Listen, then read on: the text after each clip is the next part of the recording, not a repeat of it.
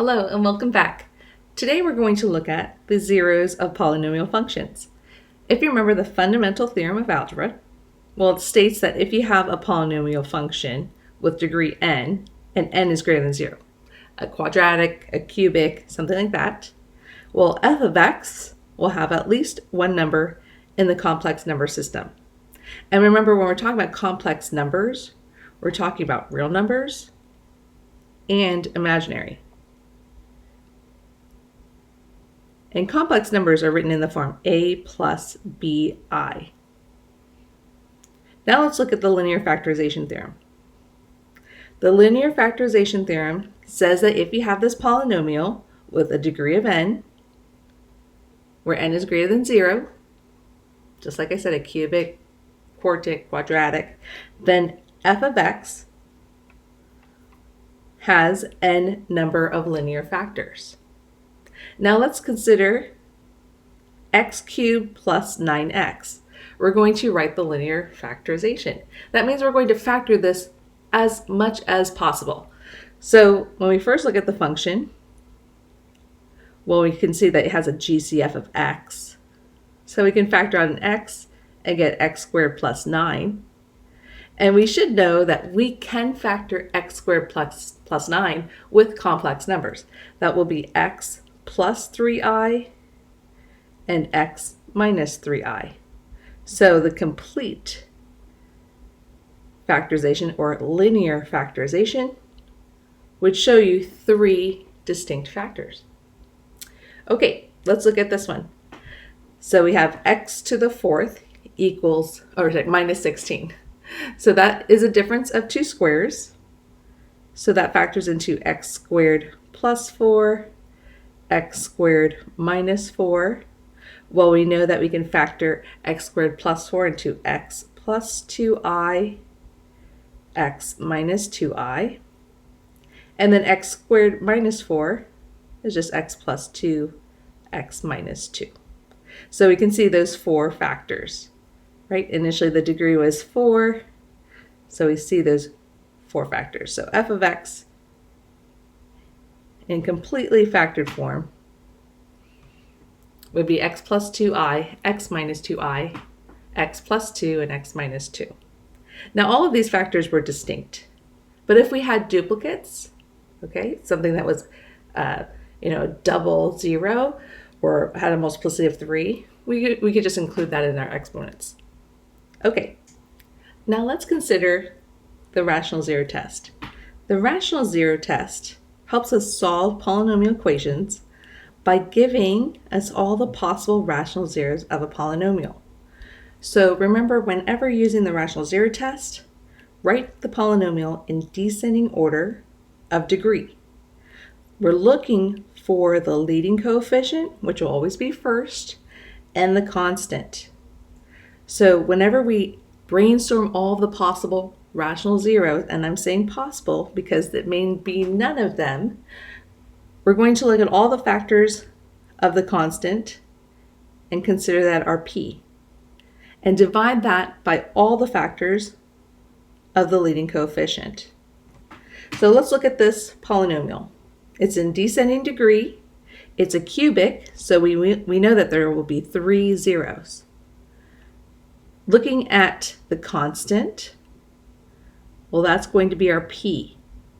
Factors of 125 are just 1, 5, and 125. And then our leading coefficient is 1, right? If there's no number, we can assume it's 1. So all the possible rational zeros would be 1 divided by 1, so plus or minus 1, 5, and 125. So there are 6 possible rational zeros. So to see if it's a 0, well, we have to see if it goes in there evenly. So let's use synthetic division. That tends to be the fastest. And I'll pick a number in the middle. I'll pick 5.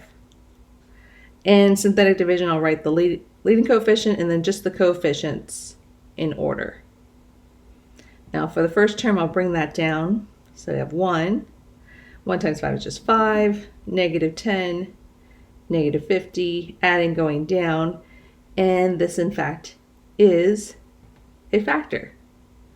So we went from a cubic, and now we can write this as a quadratic. And you could probably see really easily that that's a perfect square trinomial, and that's going to factor into x minus 5 squared. So x equals 5. And you could tell that 5 went in there 3 times, right? So x minus 5, this function must be x minus 5 cubed. So the solutions would just be x minus 5 to the multiplicity of 3.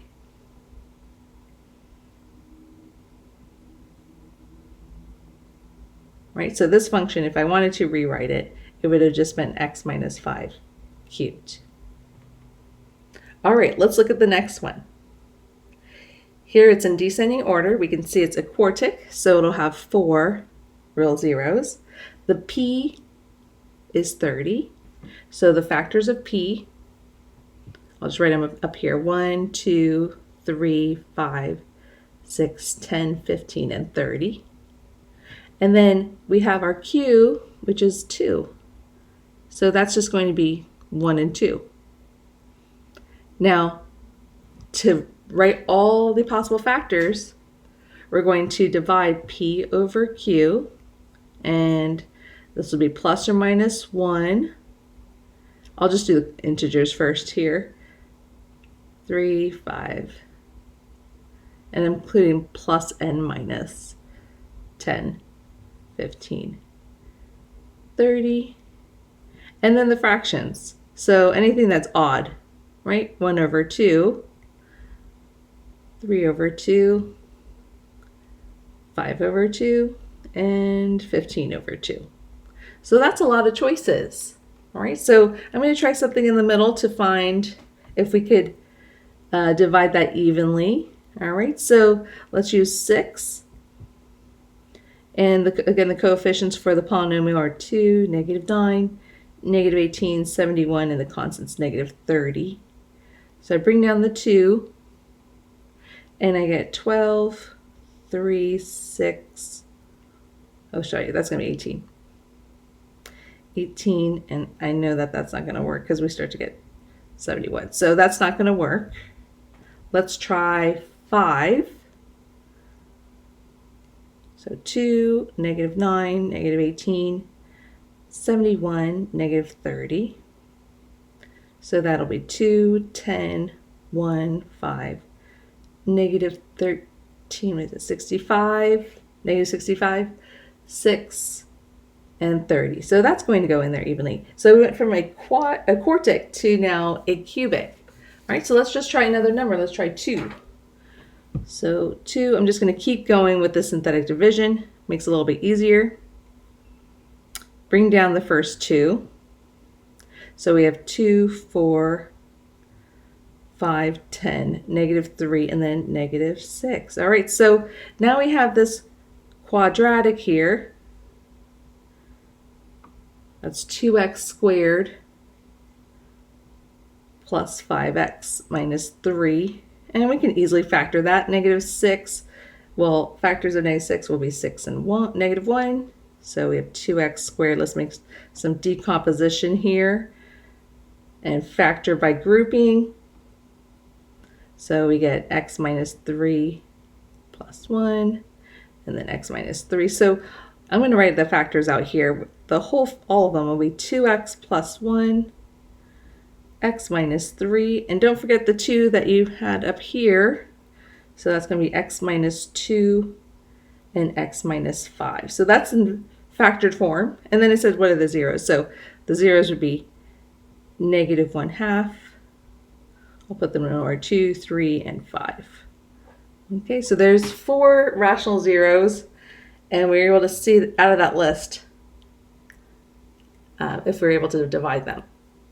Okay, now let's go to the next one. For example C, we're going to do the same process where we have the constant is our p, so that's just 1, and our leading coefficient is 4 this time, so that's going to be, or have factors that are 1, 2, and 4. So knowing that it's a cubic, we'll have 3 zeros, and then listing all the possible factors, Well, that'll be plus or minus 1, plus or minus 1/2, and plus or minus 1/4. All right, so let's try 1 first. Let's try some of these without fractions. So that's 4. Remember, we need a placeholder. So bring down the 4. That's going to be an add going down, right? And we're so close, but that's not going to work. So let's try -1. So the leading coefficient is 4, placeholder for 0, x squared, -5, -1. This is 4. This will be -4. Then we get +4, -1, and this one works. Okay, so we're going to get 4x squared minus 4x minus 1. And this does not factor. So when something doesn't factor, you can use the quadratic formula, right? And plug that in. So we're going to get x equals, that'll be 4 plus or minus 16 minus 4 times 4. Oh, that's going to be +4. And -1 all over 2a. So let's just clean that up a little bit. So that's 4 plus or minus, that's 32 over 8. So 4 plus or minus 4 root 2 over 8. So our zeros will be 1/2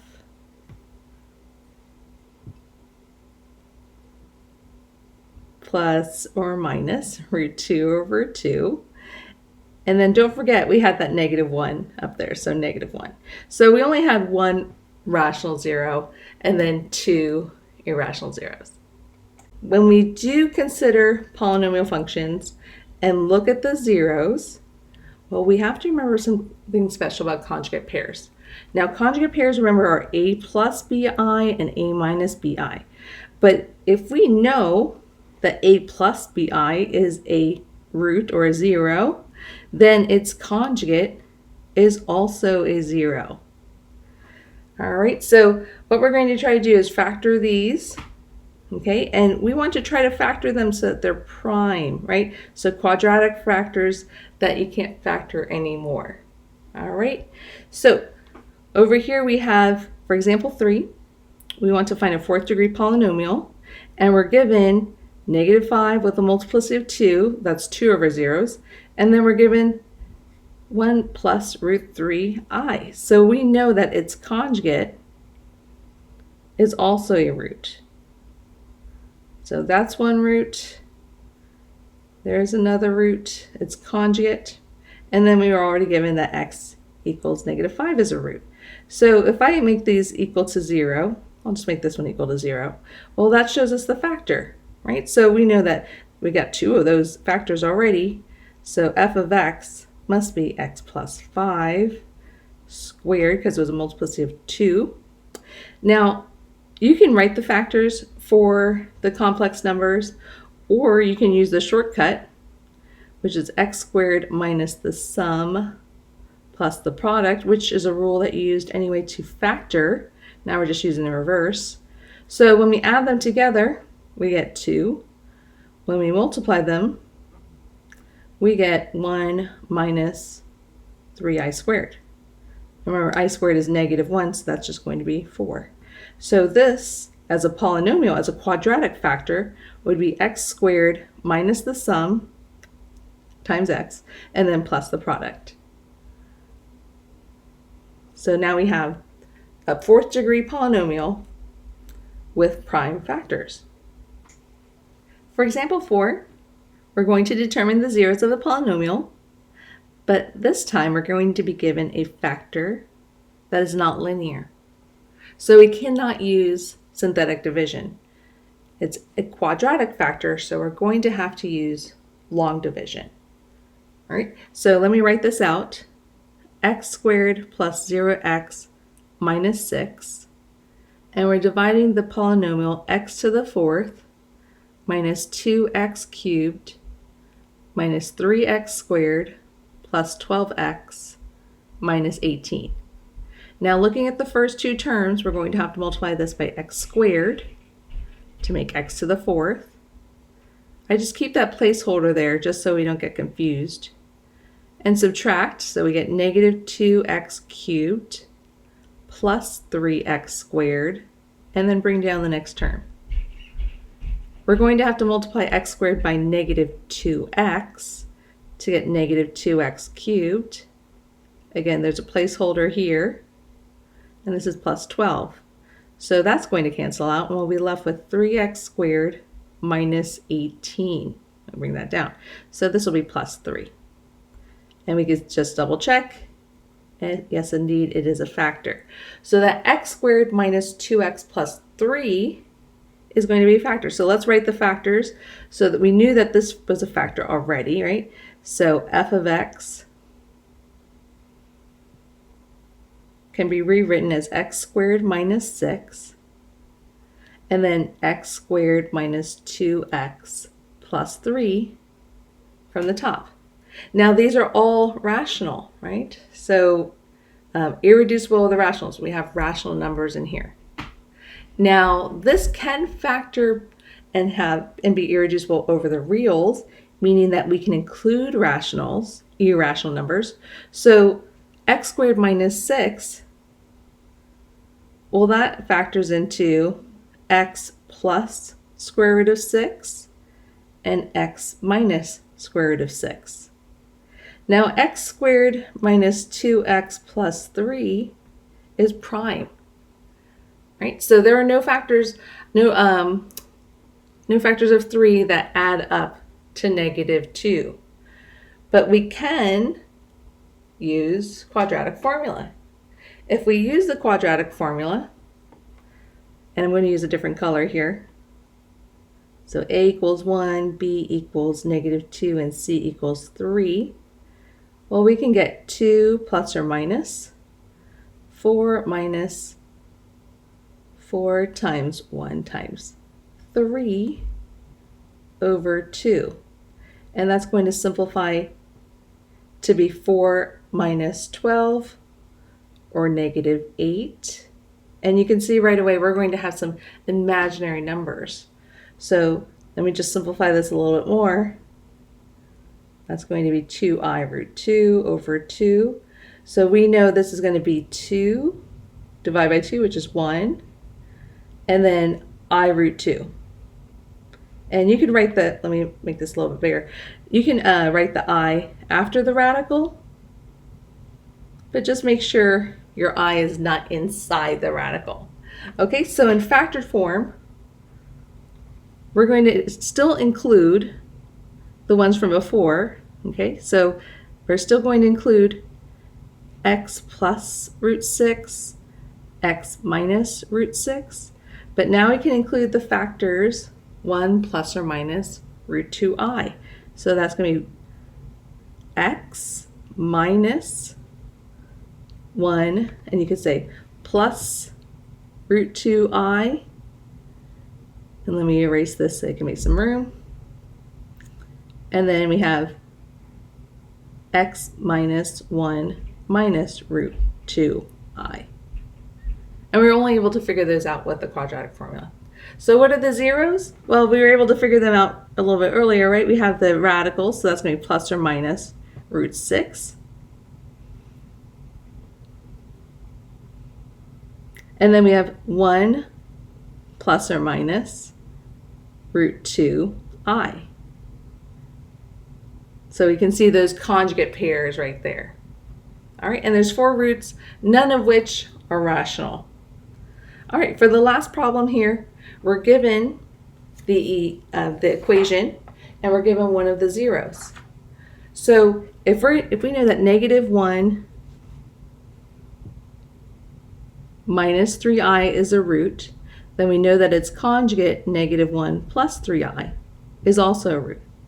Let me use the sum product to find the equation. So that's going to be negative 2. And when we multiply them, or we have to FOIL, we'll get 1 minus 9i squared, which is 10. So that polynomial, that quadratic factor, would be x squared plus 2x plus 10. And here we have the cubic, so we're only missing one more. So we need to do some long division to find that last factor. So here we have x squared plus 2x plus 10, and we're going to divide the polynomial x cubed plus 4x squared plus 14x plus 20. Remember, to multiply x squared, we need to multiply that by x to get x cubed. This will be 2x squared plus 10x. Subtract going down, we get 2x squared plus 4x plus 20, and multiply that by 2, and we'll get 2x squared plus 4x plus 20. So that shows that that indeed is a factor, and this is our last factor. All right, we needed to find that last zero. So going back, I'm just going to make this, minimize this a little bit. All right, so we knew that already we had these two factors up here. So our zeros would be -1 plus or minus 3i and -2. I hope this lesson was helpful, and see you in class.